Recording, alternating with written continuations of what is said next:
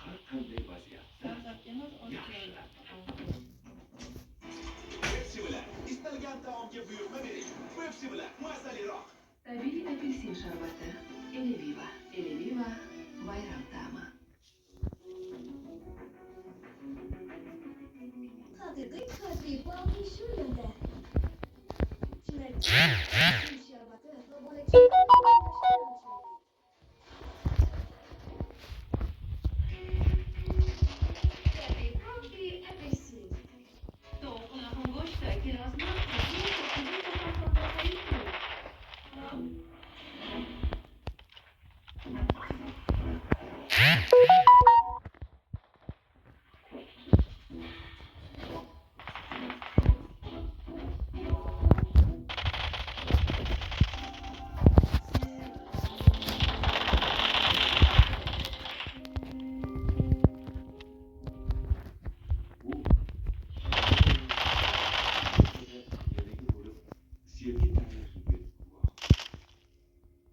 Ayollar saltanatida esa qattiqqo'l boshliq qiyofasida namoyon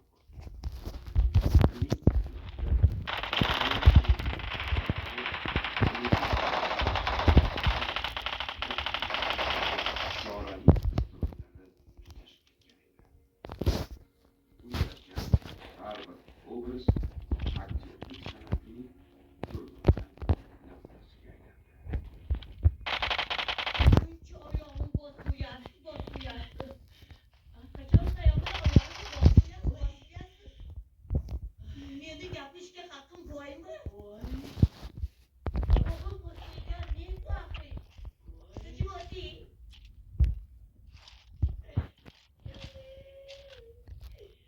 G'olibam mana shu teatrni tamom tortishni qo'yganlardan biri hisoblanadi. Sababi barcha teatr taqdim etishgan bo'lsa kerak. Faqat bino bizni teatr to'plamimiz. Bizni teatr to'plamimiz 1968-yil o'sha davrning buyuk rejissyorlaridan biri Ergash Masafayev boshchiligida yosh aktyorlardan turba hosil yangi teatr ochilgan. Bu teatrga yosh gvardiya deb nom berishgan. Yosh kattalar yaxshi bilishadi. Haligacha qaysi teatrni yosh gvardiyami deyishadi. O'sha yosh gvardiya deymiz.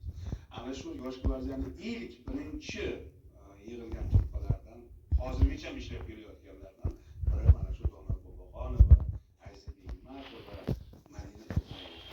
Haligacha aytsak, men spektaklni oldiga o'zim chiqaman, tomoshabin oldiga spektaklni e'lon qilishdan avval aytaman, amal qilishni qo'yganlar haligacha ishlayotganlar bor.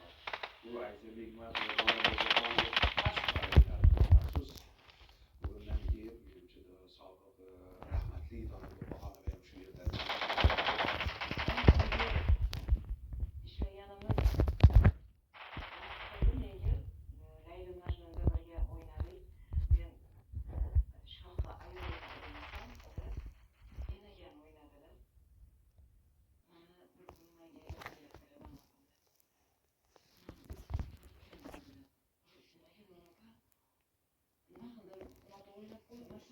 Noto'g'ri o'ynab qoldimmi? Nima skerisiga tegmadimmi? Yo'q, san malikasan. O'shkindayni enagingni Dono opam bilmagan, to'g'ri o'ynagin. Man baribir Dono opam, yoshlari katta, ustoz san'atkorlar.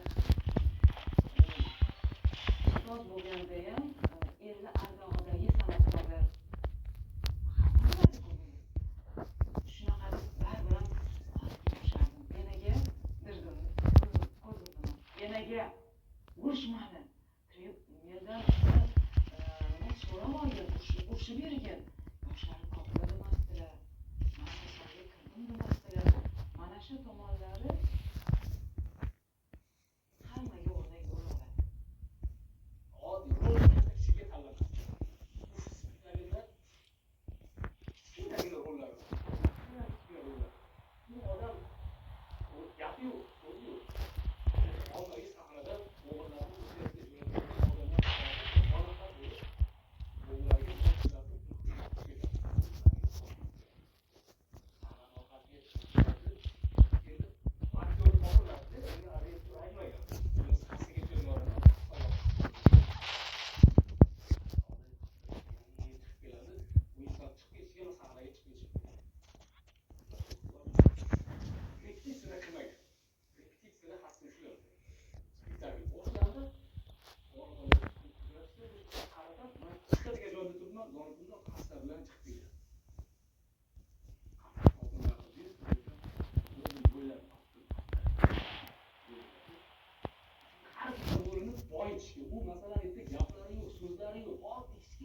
massivka. Lekin katta aktrisa. Bagaj shunaqa endi bilimlari juda ko'p. Juda ko'p kitob. Lekin seni qayerga qatnashar ekan? Olingiz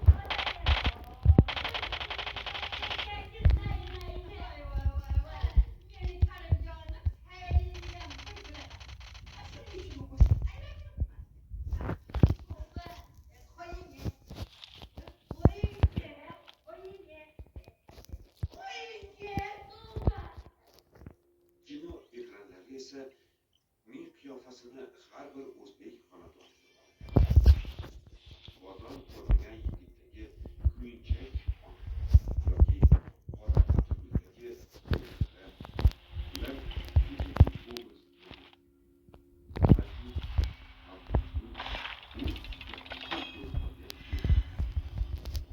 uning tabiiyligi, nigohdagi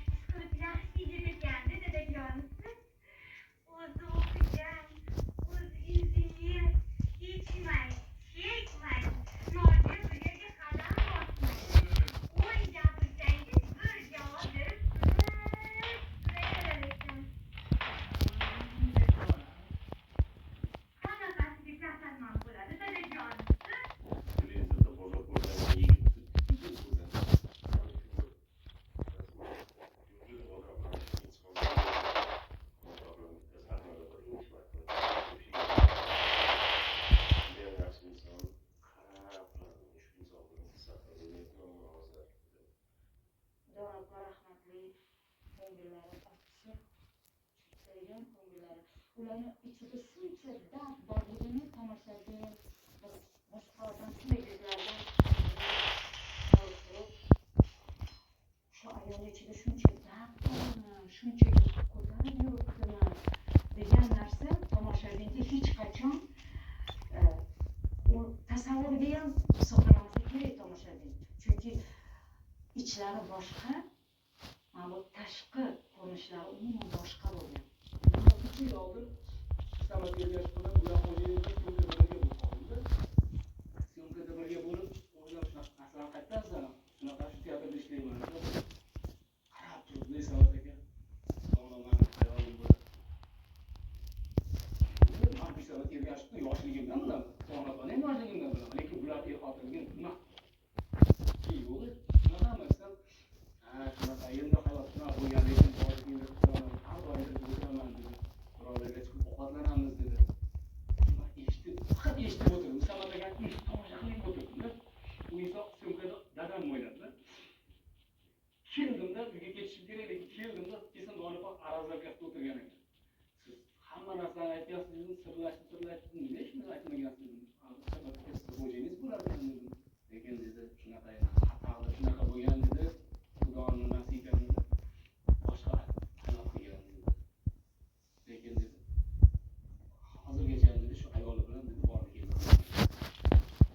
Mana shu ikkinchi ayol bilan borib keldim. Bolalari dedi mani ko'rganlar. Mani bolalarimni ko'rganlar. İşte bunu o'zbek ayoli qilolmaydi. Qaysi ayol eri bitta turmush qilsa borib o'sha turmushi bilan borib kelsa qolmaydi. Men ijodkor deyishimdan oldin buyuk ona deyman.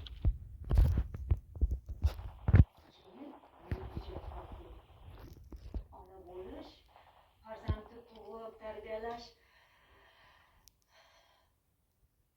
hamma qiladi. Lekin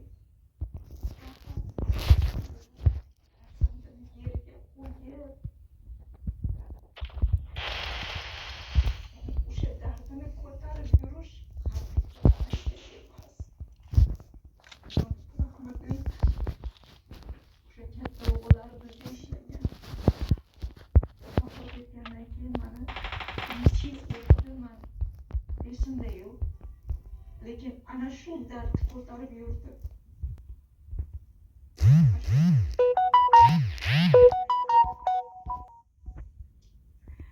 Mana shu o'g'illarni ayoli masalasi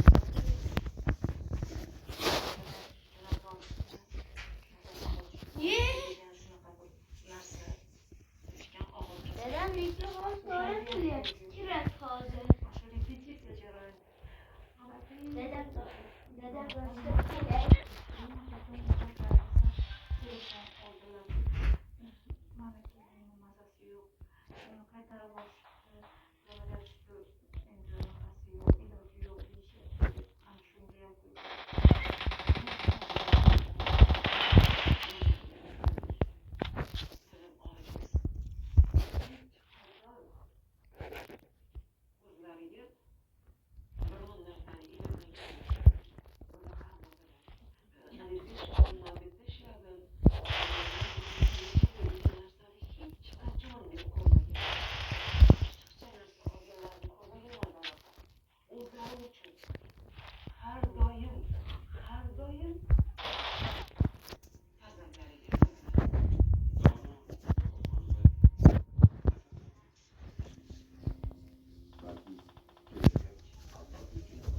Os.